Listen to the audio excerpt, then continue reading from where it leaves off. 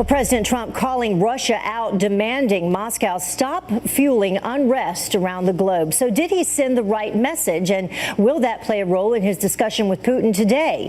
Here to weigh in, Dr. Rebecca Grant, president of IRIS Independent Research, counterterrorism expert Jim Hansen, and foreign policy expert Rebecca Heinrichs. Thank you all for joining us this morning. Pleasure. Good morning. Rebecca, I'm going to start with you because you were with us yesterday and you heard the joint statement between the president of Poland and President Trump.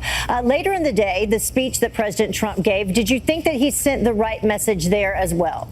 The exact right message. I mean, the whole speech in itself, I commend the speech to those who didn't see it or read it. Go back and look it up and read it yourself. It was a speech that defended Western values. It was the opposite of what President Obama did, which was essentially apologizing for things the United States had done. And it was in the context of that speech that he gave his slight rebuke to Russia for, Russia hasn't just intervened in Ukraine. It also has deployed nuclear-capable missiles to the Polish border. It supports Assad. It has supported Iran. All of these things under President Obama's watch. And so what President Trump did was he laid down a mark saying that's not going to happen anymore. The United States is going to pursue its interest with its allies, and the Russians have got to stop trying to undermine the United States. Jim, you're up next. What did you think? I think his speech yesterday was brilliant. It really was a positive message. His meeting with Putin is going to be somewhat confrontational. I think they'll get past the election issue because that's really just an obsession of the resistance media. But what they need to talk about is Russia supplies a fair amount of oil to the North Korean regime, most of it through the black market. That has to stop.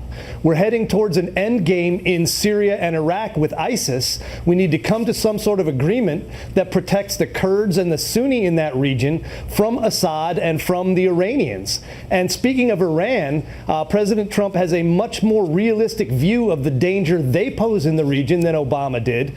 And Russia has been doing a lot with them, joint basing air raids and other things, and we really want that to stop. Those are three big issues. And Iran coming out and saying that they're going to begin to step up their missile program as well. Rebecca, what did you think? A powerful speech, and you know who else was watching? That will be Xi Jinping. It's not easy to be a world leader. Trump is showing just how to do it. And Putin's had a really bad spring, losing ground in Syria, Trump coming out very powerfully. That speech yesterday had to drive Putin crazy. So Trump will walk in with a really, really strong confidence going into his meeting with Putin this morning. Yeah, and not only that speech, you were also saying just specifically deciding to go to Poland first would be also something that would drive President Putin bananas, as you say.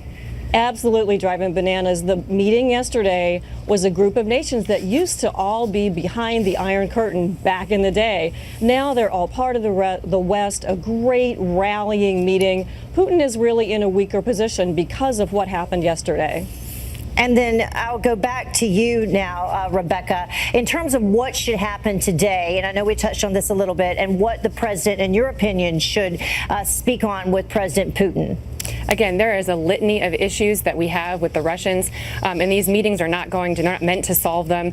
He can't bring up all of them. I think what we want overall is for President Trump to communicate that, unlike the previous president, the United States is going to be clear and firm and bold about what is in our interests, what we're going to do to protect our alliances, our allies, and we're not going to look for opportunities to capitulate to the Russians like President Obama did. We're going to be strong on missile defense where we see that we need it, et cetera. And so what we need to communicate out of this meeting to Vladimir Putin is that we will not be bullied, we will not be cowed, and that is going to go a long way for stability throughout not just Eastern Europe, but in the Middle East as well. Jim, I know earlier you mentioned Syria, you mentioned North Korea in dealing with President Putin, but what about the issue of the election and interference with the election? Do you believe that President Trump should bring that up? I think he should, just to go ahead and poke the people who are complaining in the eye and remind Vladimir Putin that cyber is a two-way street. You know, another place where that was an actual issue and where there was an actual cyber attack, not a phishing scheme like everybody gets in their email, which is what the election was about, was in the Ukraine. The attack last week that hit a bunch of computers in the Ukraine and elsewhere was quite likely the Russians, and that's something that should come up. And I think people who are dismissing Trump as the weaker senior person in this meeting fail to understand he's been in some very high-end negotiations with sharks in the business world, with bureaucrats in New York City and even organized crime leaders there and others. He's had to deal with very difficult people before. Yeah. He's not going to be at a disadvantage against Vladimir Putin. Can you imagine, though? It will be very interesting between those two to see what shakes out. Thank you all three for joining us this morning. We certainly appreciate it. Good to be with you. Have a great day.